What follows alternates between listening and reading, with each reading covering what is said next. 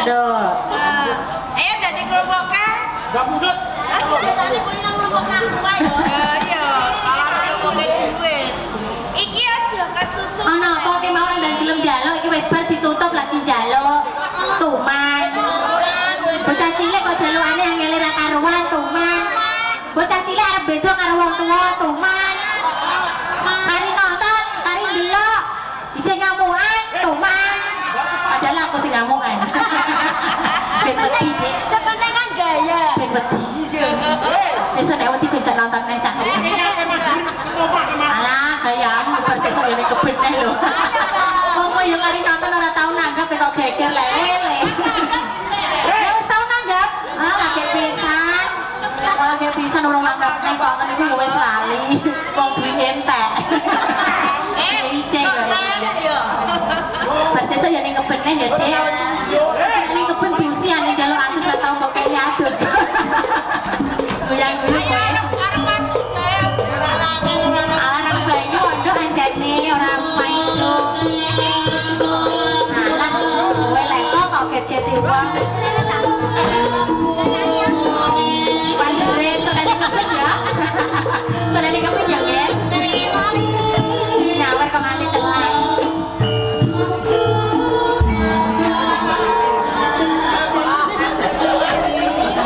Kok ngondi lah. Tunggale ono ta. Nah, kok gayamu ora kenal aku. Bendino ngaret ning isor telo mlepuk. Ora tipe gandeng melati sari kok ora eram aku ora gumun. Sampai lo pako. Piye to sampean wis Kalian ndok ora? Kalian ndok kan ndok? Sampeyan ndak ngaret karo aku bendino. Masa ora kenal. Bendino yo angon karo aku numpak kebo wong loro, iya kebo wong loro. Nek bar ngono bakal telane wong-wong tak colong wong loro. Lah kaliren tok dene ora-ora kok, Dik. Iya, Dik, lah piye tinggal tuku yo ketono duit. Kira pati usung duit ya sembarang biasa anane tak jemput. Ya kan? Piye ndok? aja beda karo Kakang Waliyanto. Aku iki ora beda, Nduk, nanging kasunyatane ngono. Pancen wong desa ya wis urip apa anane, ra iya to, Kok? Ngene le. Iya, Nduk. Mergo Kakang Waliyanto kok wis teko ning kene, sampean kabeh beliau luwih dhisik. Oh, iya, Nduk. Aku ya arep nang Bali arep nimpal kok. Ayo, Nduk, gawean kerjane, Nduk.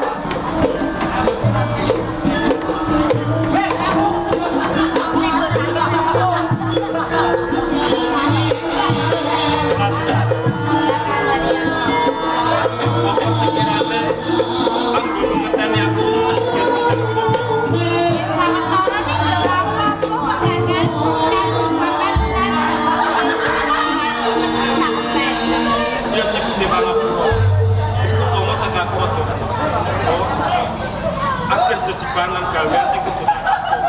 Iya, Kakang. Kula sok. Sarene iki ana kalodhangan. Mligi kanggo kowe lan aku. Ayo beban. Awake ya. Ngono ya, Kakang. Ini kayaknya jejak aku, Kakang.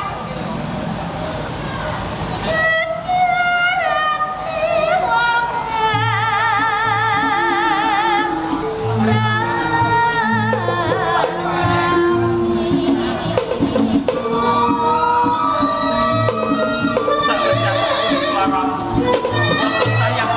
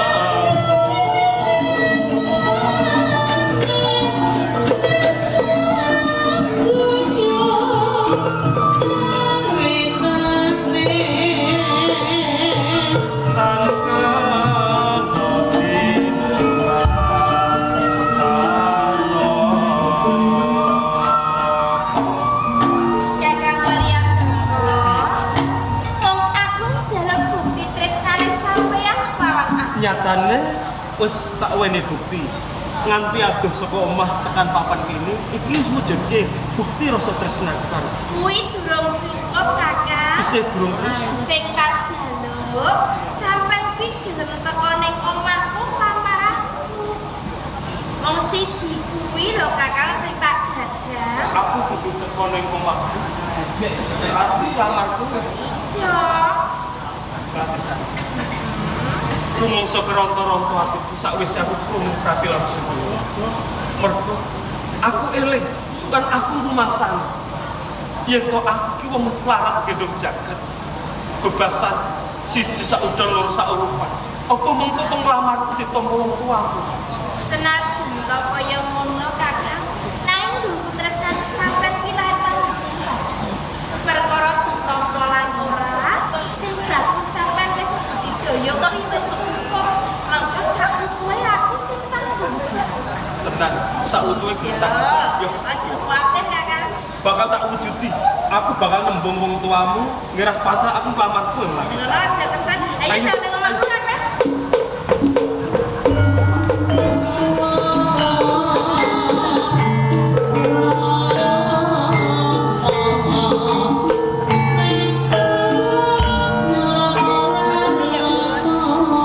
Biasa. Budi. Gila, kalau ini rame sepi niku biasa, yang penting niku semangat. Oh iya.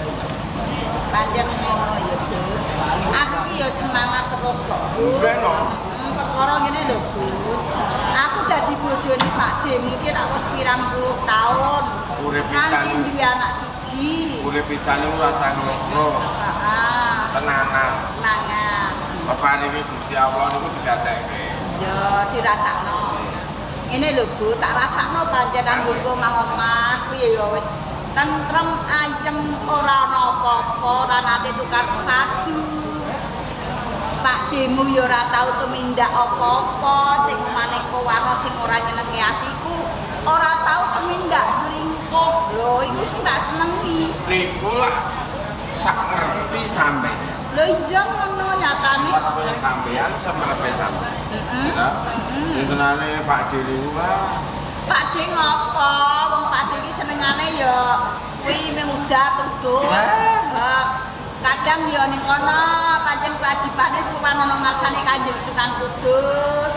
Lah iya to, Bu? Lah iya. Lah kok meneh kekurangan senajan aku urip ing desa ngribe kene wong desa.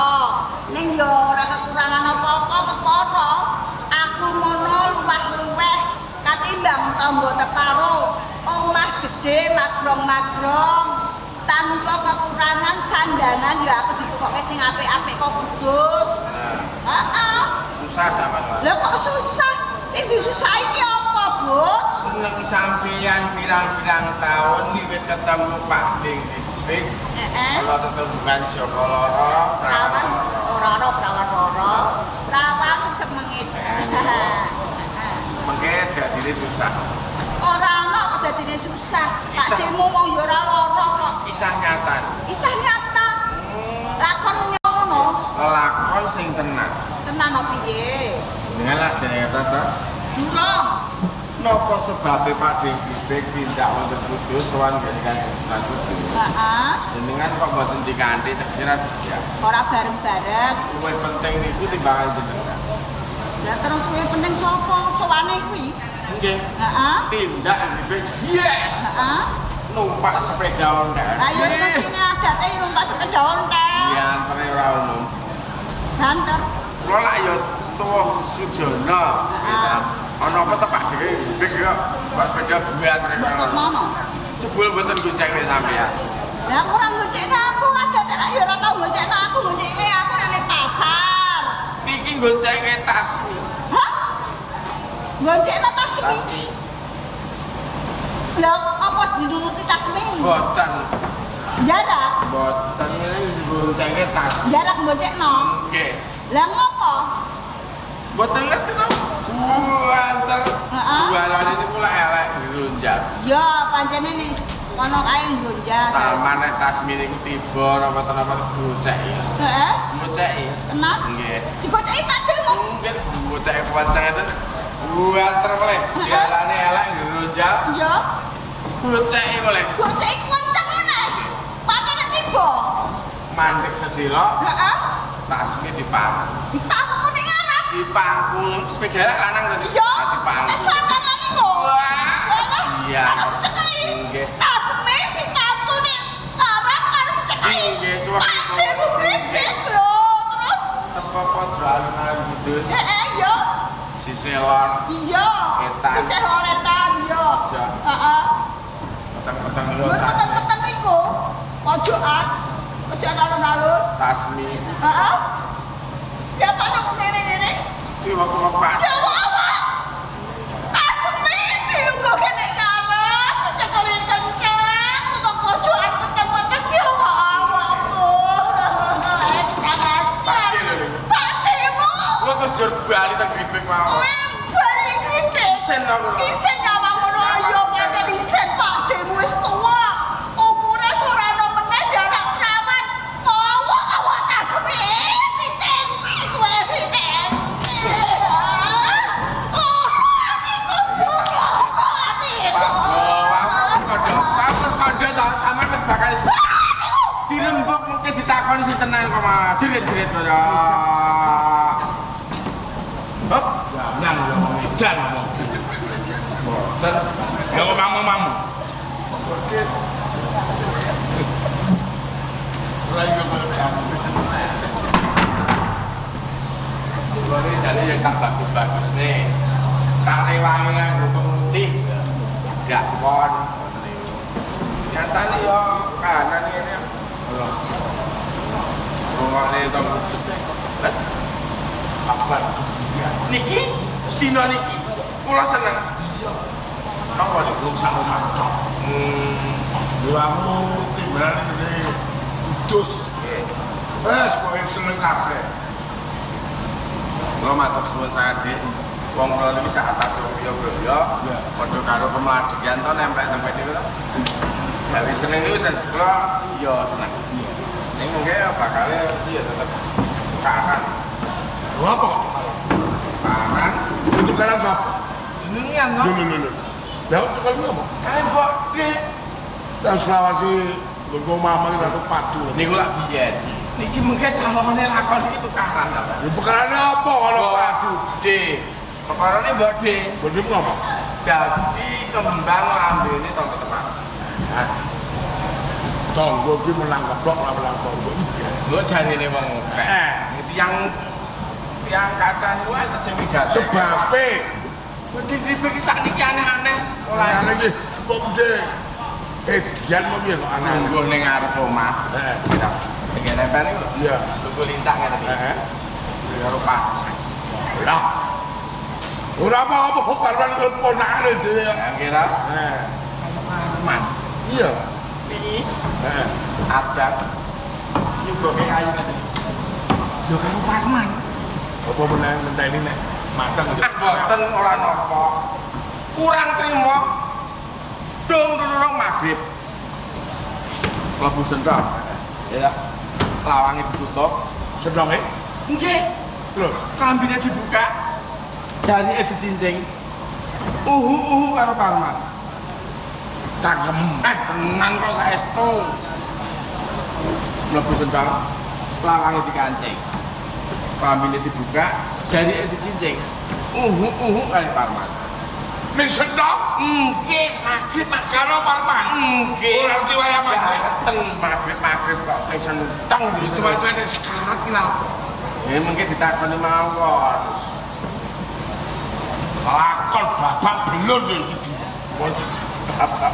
Lho yen wah babak. Lah aku digawe genok takoni. Aku bodeni no tak gebunyi ben tak no kanggo keluar. Tanggung jawab wong lanang ngoten iki. Lho iya malah sekarang. Nggih. Wis ditakoni mawon. Sampeyan bali. Ora sah tukaran. Ora. Tonggo tukaran iki juga tak. Lha aku sampeyan iki teng iki wong penting. Aku ki mau padu drop bres ngono wae. Mah mumpun ade. Iya lho. Rumah sakit ado kok. Wes ora perlu. Tuwek-tuwek pegatan yo ben. Kok meleng takoni sing apik-apik nggih. Heeh. Tukaran. Ya. Tonggo mungkin marai kok. Wes biyen moro marai. Ngidam kuburan.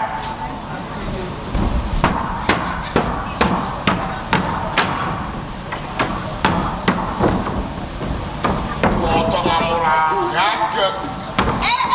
Dadi kaya ngono kuwi wong lanang pamite sowan nang ngasane Kanjeng Sunan Kudus. Jebule aneh-aneh. Goncengno Tasmi.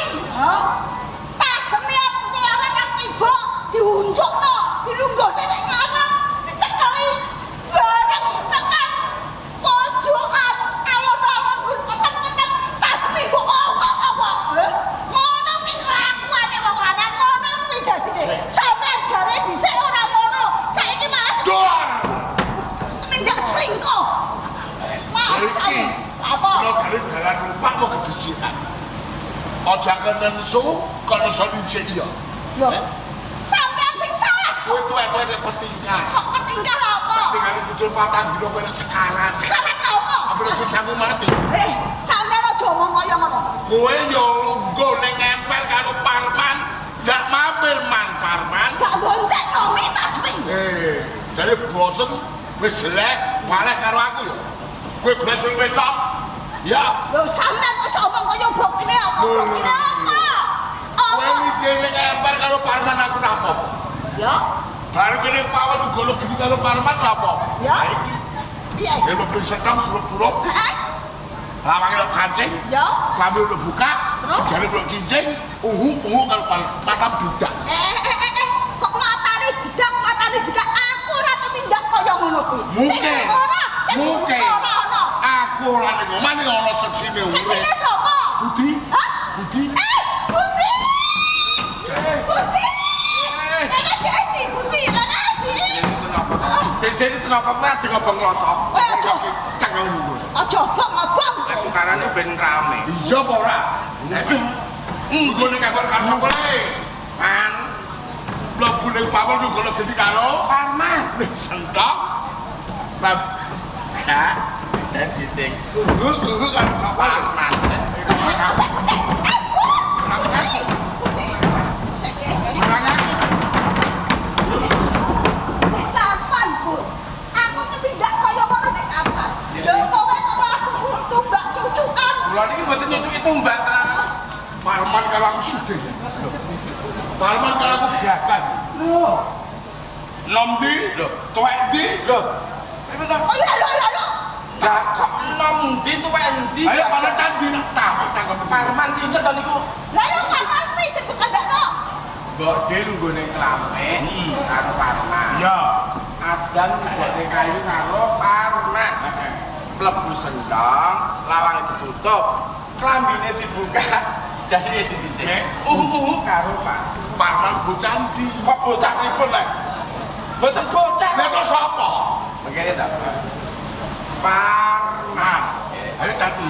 Nek nganggo klambi, Wabena. nganggo jare, Jari lah nek nganggo parem, Parman. nah, mboten bocah, mboten wong parem bobok pusaka niku lho. Pusaka Nggih, sampeyan dikek Kaya sing cethok. gak mau cekak wong pareman kok. Nggih. Saiki aku arep makan sampean. Nek aku cetok aku parman nganggo bobok. Nek sampean sekarat, ngowok-ngowok Tasmi. Lho sampean kurang nek ngowok-ngowok aku? Iya, kurang. Hah? Lho ngono kok ora isin ya anak Lho perawan? Tasmi.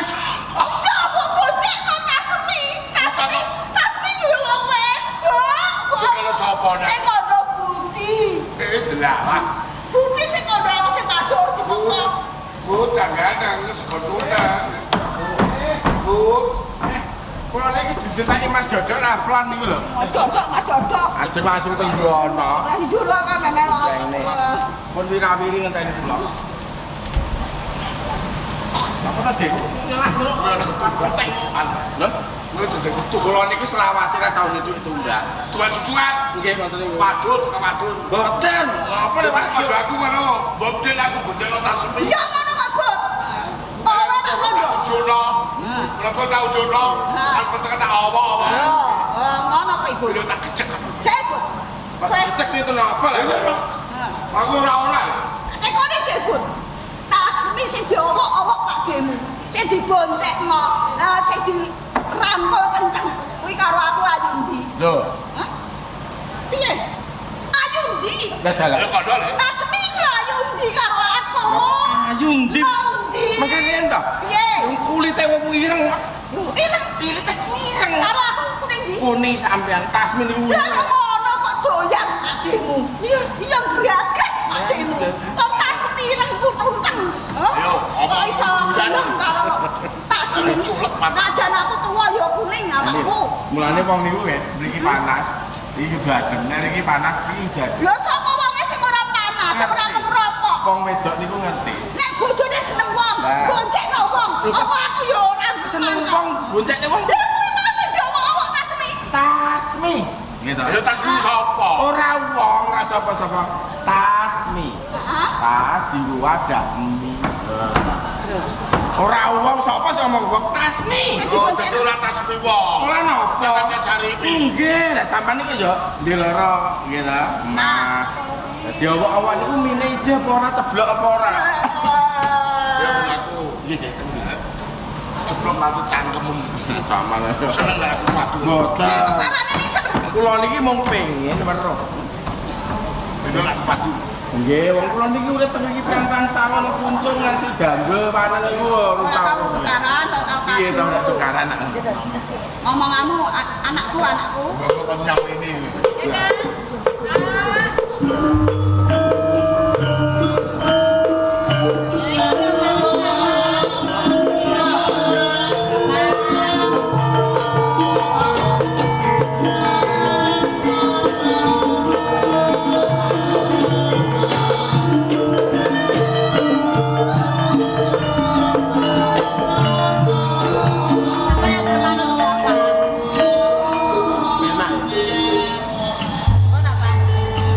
Ini lho.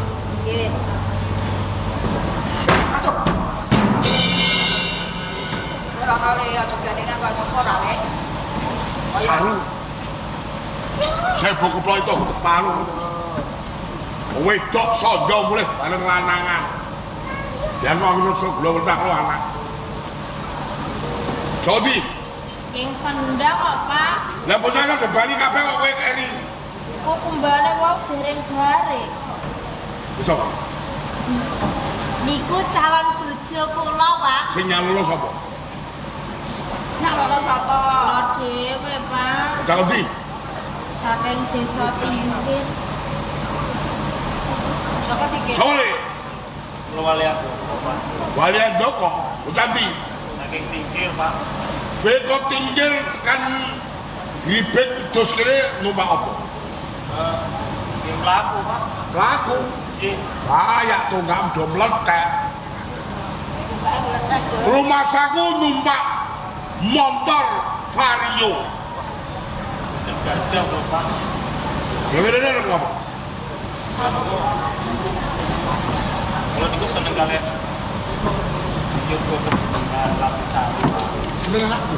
Ji, Sawahnya bapakmu pirang hektar. tergada sawah, Pak. Kebo sapinya pirang raket. Oh, tergada niku gadane tonggo kula meni. Ya kok arep nyepek bojo anakku kok ingoni apa anakku itu? Nanging kula niku tresna kalian Lapisari lho. Ya kok dak main badok anakku piye? Menjadi Nah, burung ke? yo mboten sakut kula niki tresna karo Kakang Waliyanto apa lho, Pak? Nek ora kelakon dadi bojone Waliyan Joko piye? Nah, ge luwung mati, Pak. Luwung mati lho, Pak. Piye, Pak? Lah kowe piye? Sami, Pak. Upama kula niku boten saged urip bebarengan kalian Lapisari, becik kula mati mawon. Piye, Pak? Ning kok senenge, Pak, ning. Aku kuwatir. Kuwatir piye, Pak? Bocah kenali ning dalan, engko diragati wong tuwa, ngoyo-ngoyo pedhot setangin gawe. Pak Terem ngono. Ya iya lho, Iki ditampu apa? seneng tenan. Kalian batin, Pak. Ini lho, Le. Aku ki wong tuwa. Ini wajib matur iki karo anak. Ya. Nek panjen kowe seneng anak kowe itu, Lapisari. Biyen cilikane tau tak gudang. Udah. Napa niku? Lek ku gudang Lapisari ana pitukone.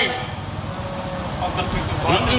Lajeng menapa pitukane? Botokone ora glono picis ora. Boten. Raja kaya ora. Kula nggih boten gadal lho, Pak. Pitukone nek ana anak mantu nembah marang tuwa.